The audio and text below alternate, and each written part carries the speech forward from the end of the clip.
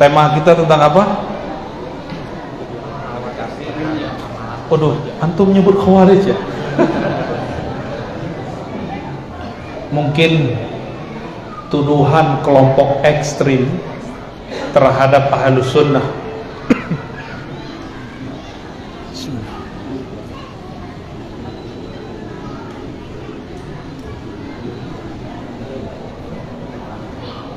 Di Mekah itu ada yang lucu, Bapak Ibu, kalau azan senang berirama atau tidak? Allahu Akbar, Allahu Akbar, atau Allahu Akbar, Allahu Akbar. Yang mana yang enak? Yang kedua? Sama ya. Tapi oleh kelompok tadi, kelompok ekstrim ini, azan berirama pun bid'ah. Kawan saya Syekh Muhammad Ali dari Mesir ya, tinggalnya di Kalimantan Barat. Dia dulu termasuk membid'ahkan itu. Lalu ketika dia tobat Pak dari ekstrim, dia nanya balik, kalau di Masjidil Haram itu berirama bukan? Gimana azan Masjidil Haram? Loh, kayak orang mau mercon, mau meledak. Banyak azan di Masjidil Haram rata semuanya berirama. Kalau kita tanya begitu, dia bingung.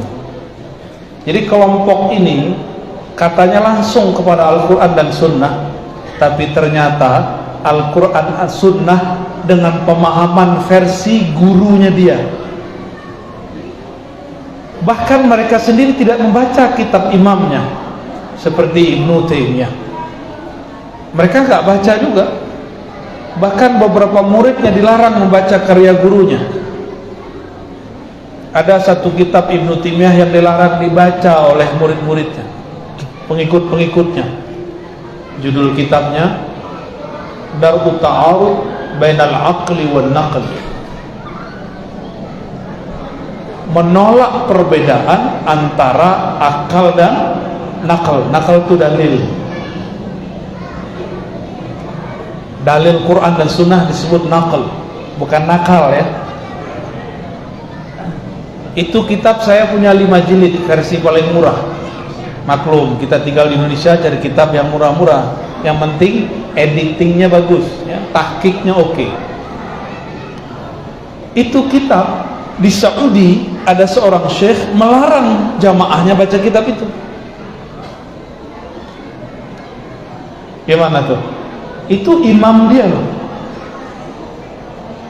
Bahkan yang paling lucu, mereka menyebut Ibnu Qayyim dengan gelar Syekhul Islam, tapi mereka tidak percaya bahwa Ibnu Qayyim benar-benar menulis 2 kitab besar dalam ilmu kerohanian. Pertama berjudul kitab Ar-Ruh. Apa judul kitabnya?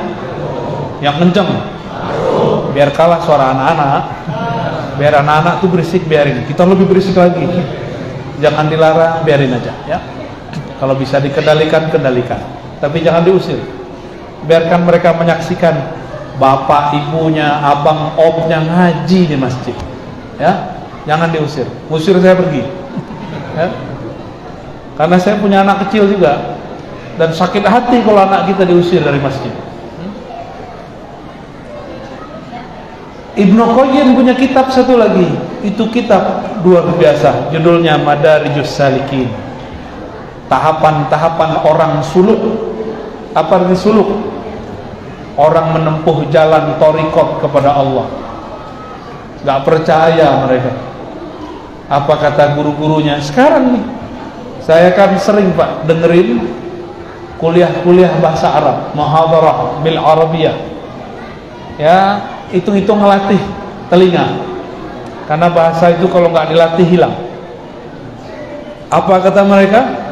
Jangan baca kitab Madarijus Salikin Ibnu Qayyim. Tuh, imam dia sendiri dia tahzir. Tahu tahzir? Dia warning, dia waspadai. Wajar kalau imam masjid di sini lebih diwaspadai. Ya, wajar kalau sekadar Ar-Razi dianggap subhat. Ya, saya gak marah. Imam dia sendiri dia waspadai kok. Jadi untuk apa kita tersinggung? Ya, imam dia sendiri dia masalahkan. Gimana Pak? Percaya nggak nih? Hah? Ibnu Taimiyah disebutkan oleh Imam Ibnu Qayyim dalam Al-Wabilus Shayyib, pernah suatu kali ba'da subuh zikir dan tidak berhenti sampai tengah hari. Lalu bertanyalah Ibnu Qayyim, wahai tuan Syekhul Islam Ibnu Taimiyah, kenapa kau zikir selama itu? Apa jawaban beliau? Zikir itu makanan ruhku. Jika aku tidak makan, maka jiwaku, badanku, ruhku lemah. Coba, udah makan belum? Kapan? Tadi siang, sebelum maghrib. Ya, coba nggak makan 2 hari, lemas nggak? Nggak makan dari subuh tadi sampai sekarang belum makan, pasti lemas. Jika tubuh ini lemah jika tidak diberi makan, maka kolbu juga melemah tidak diberi makan. Ibnu Taimiyah mengatakan zikrullah qutul qulub. Zikrullah itu makanannya kolbu. Itu kan omongan sufi Pak. Sufi nggak tuh? Ada nggak hadisnya begitu? Ada nggak hadis begitu? Zikrullah qutul qulub? Nggak ada. Itu kata-kata Ibnu Taimiyah. Sama seperti kata Imam Qushairi, sama seperti kata-kata Imam Abu Hamid Al-Ghazali, sama seperti Imam Syekh Abdul Qadir Al-Jilani. Sama mereka ngomong begitu. Usud punya usud. Ternyata Ibnu Taimiyah ikut thariqatnya Imam Qushairi dan punya sanad kepada Imam Syekh Abdul Qadir Al-Jilani. Itu ada sanadnya. Jarak beliau dengan Syekh Abdul Qadir cuma 2 orang. Cuma 2 orang. Seperti kalau di Jawa Timur itu Syekh Utsman Al-Ishaqi berguru kepada Syekhana Khalil dari Syekh Muhammad Ramli dari Syekh Ahmad Khatib Sambas. Jadi 2 orang. Syekh Ahmad Khatib Sambas ini guru besar dan 2 jalur di bawahnya. Itu kira-kira begitu cara ilustrasinya. Jadi Syekh Abdul Qadir Jilani punya murid namanya Ibnu Qudamah. Ibnu Qudamah punya murid Abu Muhammad, seingat saya dia punya murid Ibnu Taimiyah. Saya masih kurang percaya. Saya bacalah kitab Ibnu Taimiyah, judulnya Majmu' Fatawa. Apa judulnya? Di jilid 9-10 atau 10-11 tergantung cetakan kali ya, ada judulnya As-Suluk dan yang berikut At-Tasawwuf. Jadi dia menulis As-Suluk 1 jilid, At-Tasawwuf 1 jilid. Di dalam 2 jilid ini dia berkata, kalau menyebut nama Syekh Abdul Qadir, apa kata dia? Qala Sidi Syekh Abdul Qadir Al-Jilani qaddasallahu sirrah, berkata Sayyidi. Apa arti Sayyidi? Tuanku, Syekh, tuan Syekh Abdul Qadir Al-Jilani qaddasallahu sirrah. Begitu juga Ibnu Qayyim ketika nulis nama Ibnu Taimiyah, qala Syekhul Islam Ibnu Taimiyah qaddasallahu. Apa arti qaddasallahu sirrahu? Semoga Allah mengkuduskan, mensucikan ruhnya. Itu khusus untuk para wali. Khusus untuk siapa? Para wali-wali Allah. Jadi Ibnu Taimiyah menyebut Syekh Abdul Qadir Jilani dengan gelar Sayyidi. Jadi memanggil bahkan selain Rasulullah dengan Sayyidi itu juga dianjurkan. Tapi mereka nggak percaya. Ya, mungkin kitab ini besok-besok ditahzir lagi ya. Bisa jadi ditahzir lagi.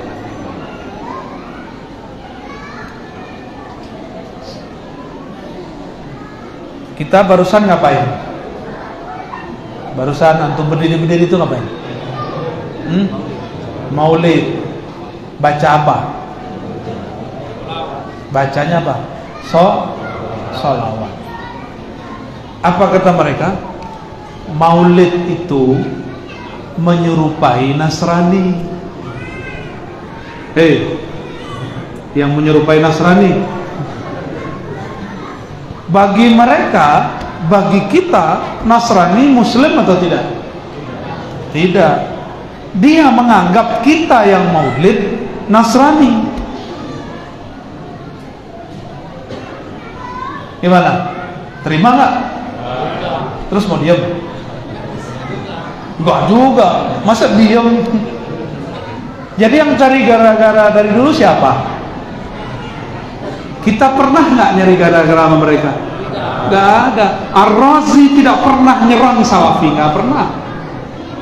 Ar-Razi justru mempertahankan akidah Ahlus Sunnah, mazhab Syafi'i, dan amalan para Sufi yang Sunni. Nggak ada saya menyerang mereka. Kita mempertahankan karena mereka menganggap maulid sama dengan Nasrani, ya kita balas, bukan kita nyerang. Emang nggak boleh balas, dan kita persiapkan kitab-kitab dalilnya karena Allah mengatakan idfa billati hiya ahsan. Kalau engkau balas dengan cara yang lebih ahsan. Ahsan itu lebih ilmiah, lebih baik.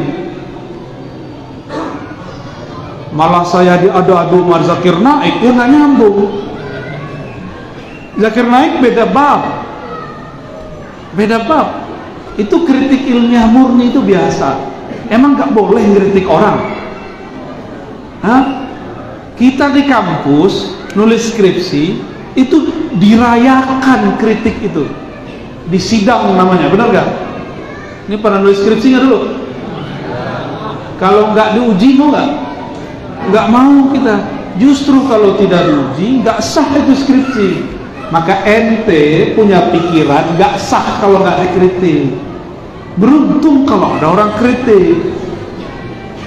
Masa imam kami dikritik kami nggak marah? Imam ente dikritik kok marah-marah? Imam ente nabi? Ya kan enggak. Kalau bukan nabi kita udah sepakat dia bukan nabi. Biarkan kami mengkritisi. Kalau mau balas dengan kritik. Jangan dengan ittaqillah Allah yahdi. Ada yang ketawa. Pengalaman nih ya. Jangan-jangan mantan lagi. Jangan-jangan ente pernah hidup ke aneh lagi. Ittaqillah ya Razi. Masih mending. Kadang-kadang pakai brengsek ngomongnya. Kadang-kadang pakai anjing. Anjing takut kepada Allah. Ya salah. Ada yang ngomong begitu sama saya. Emang begitu Allah mengajarkan kamu? Coba antum lihat dari semua kritik saya, cara saya membalas kepada kelompok ekstrim itu. Adakah saya menganjing-anjingkan mereka? Adakah saya mengatakan mereka gila? Adakah saya mengatakan mereka dolun mudil? Ada nggak? Nggak ada. Finnar, masuk neraka, ada nggak? Nggak ada. Terus fitnah di mana? Kita mengkritik dituduh fitnah. Jadi mereka ini sudah membunuh semangat ilmiah, walaupun katanya pengajiannya pengajian ilmiah. Ilmiah itu bukan dengan qala syekh, qala fulan, bukan. Ilmiah itu data yang dinukil, diperdebatkan, uji lolos di debat baru disebut Jadi bukan kalau udah ada footnote ilmiah, enggak. Ente ngampus dulu. Jangan enggak pernah ngampus ya. Kalau pernah kita ngampus, S1 aja cukup, D3 aja cukup lah. Ya, benar enggak? Enggak usah anak SMA aja sekarang kalau nulis ada footnote kan? Nanti kritik, dirayakan kritiknya dengan sidang skripsi, dirayakan hasilnya dengan wisuda, ya. Kok dia bilang nggak boleh, ya? Kok dia bilang kita mengkritik disebut fitnah. Jadi saya ini dituduh mereka memfitnah Soleh Fauzan. Yang memfitnah Soleh Fauzan, yang mengatakan bahwa orang yang bermaulid sama dengan meniru Nasrani. Saya mau tanya, antum tadi meniru Nasrani nggak? Tidak. Ada nggak Nasrani baca sholawat? Sallallahu ala. Ada nggak? Kalau ada saya kasih 1 M ente. 1 mak. Ada nggak orang maulid nangis-nangis lagi zikir, lagi sholat? Ada? Di agama sebelah ada nggak? Saya nggak tahu. Ya.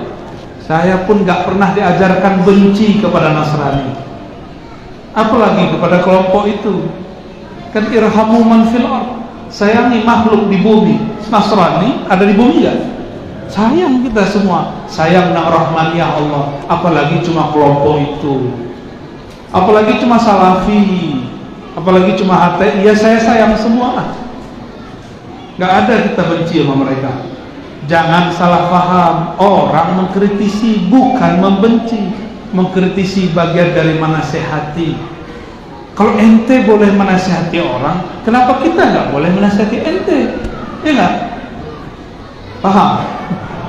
Ane nggak ngomong ke antum. Baik.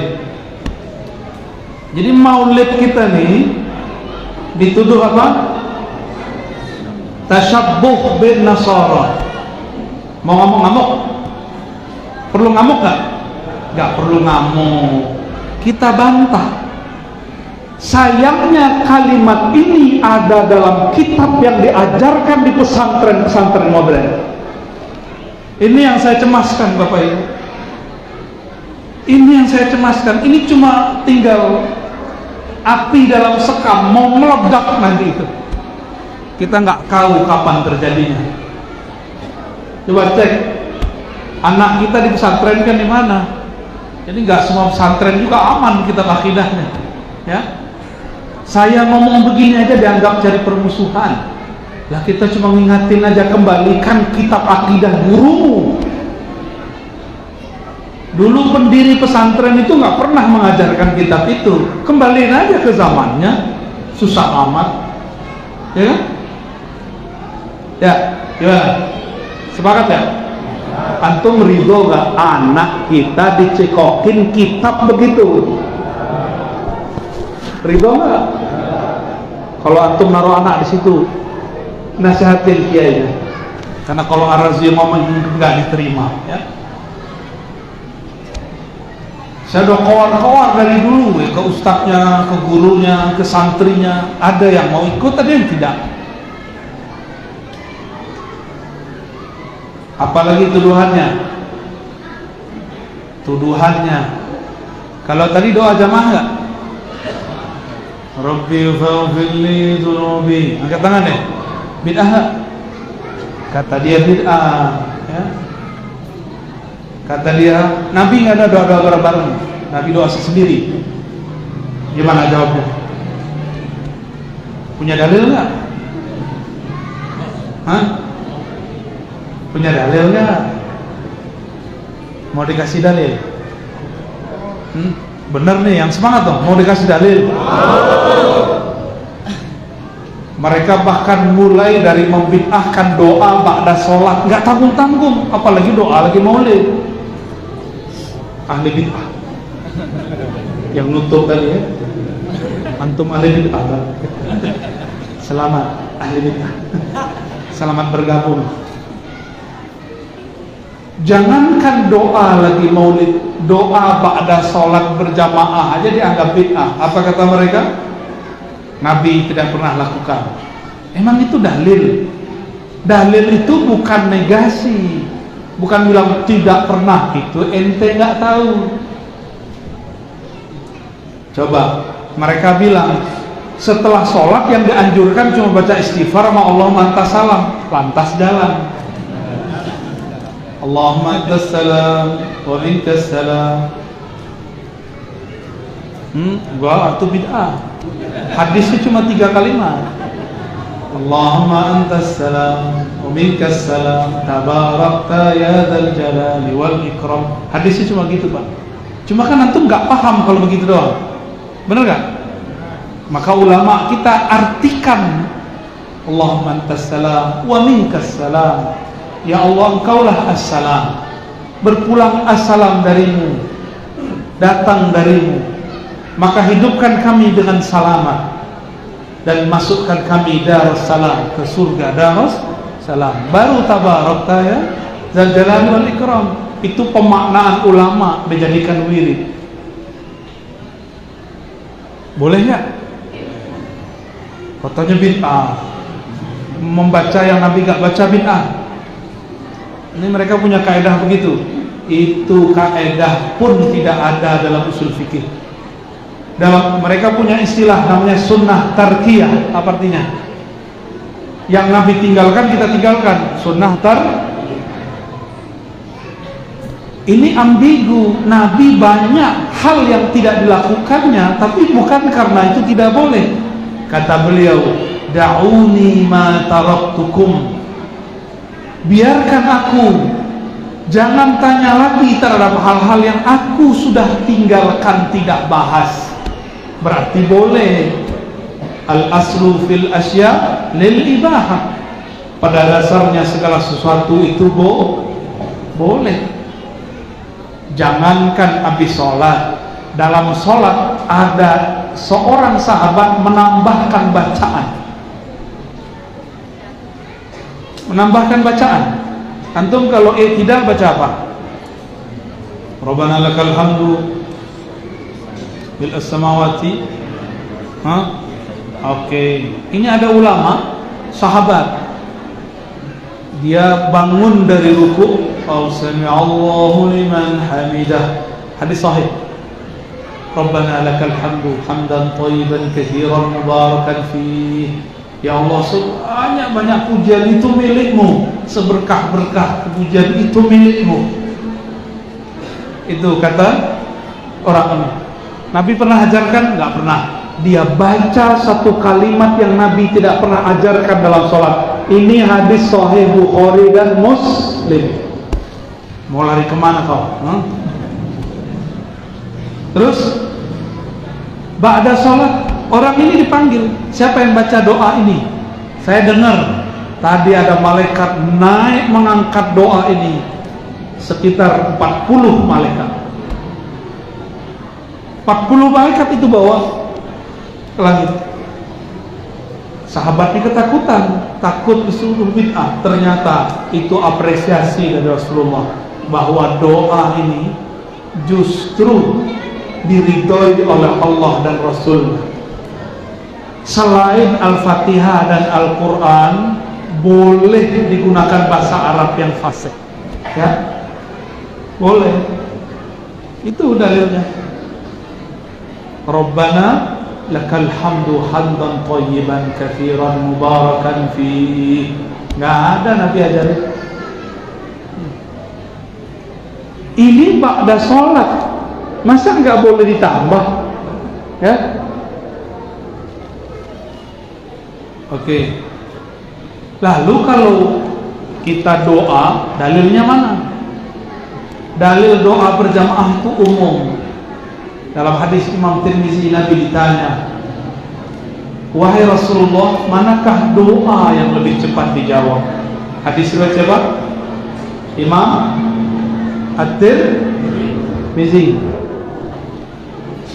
Lalu baginda Nabi SAW menjawab, apa kata beliau? Fi duburi kulli salat, di setiap selesai sholat. Yang kedua, fi duburil lail, di setiap akhir malam. Di hadis itu tidak disebutkan doa berjamaah atau doa sendiri-sendiri. Maka yang mengatakan mesti sendiri ahli bid'ah, yang mengatakan mesti berjamaah juga bid'ah. Yang benar boleh sendiri, boleh berjamaah. Ya, jadi bapak-bapak ini nggak boleh paksa orang juga yang mau doa sama kita. Ya, saya kalau punya doa sendiri boleh nggak sendiri? Ya suka-suka saya dong punya doa. Kita punya Tuhan. Sama orang yang sendiri-sendiri nggak boleh juga melarang orang doa berjamaah. Karena melarang yang tidak dilarang Rasul itu bid'ah. Justru ente ahli bid'ah karena melarang yang Nabi tidak larang. Ditambah satu hadis riwayat Imam Hakim, riwayatnya sahih. Baginda Nabi SAW mengatakan, ya, la yad'u, ya, kalau di riwayat yang saya ingat, la yajtami'ul qaum, tidaklah berkumpul sekelompok kaum, fayad'u ba'dhum ba'dha, lalu sebagian mereka mendoakan yang lain. Fayad'u, lalu mereka berdoa, ya, lalu mengaminkan, fayu'aminu ba'dhum ba'dha, saling mengaminkan satu sama lain, ya, illa ajabahullah, kecuali Allah jawab, atau kama qala Rasulullah SAW. Berarti ada dalil yang menyebutkan keutamaan kalau orang berdoa terus diaminkan. Ini dalilnya. Tapi saya tidak perlu pakai dalil hadis Imam Hakim. Dalil saya cukup surat Al-Fatihah. Waladhdallin. Tuh, ya? Perintah dari Nabi loh. Bila ammana fa'aminu, jika imam menyuruh amin maka beraminlah. Itu dalilnya. Jadi antum susah-susah nyari dalil, dalilnya di depan mata. Amin adalah doa berjamaah dalam sholat. Mau dalil lagi? Gampang. Iyyaka na'budu wa iyyaka nasta'in, kepada Engkau kami menyembah, kepada Engkau kami minta tolong. Doa enggak? Ihdinas, berdoa enggak? Jangankan di luar sholat, di dalam sholat pun kita berjamaah doa. Masih butuh dalil? Masih butuh dalil? Masih kurang tuh dalil Al-Fatihah. Kurang yakin nama Al-Fatihah? Hah? Itu bukan dalil.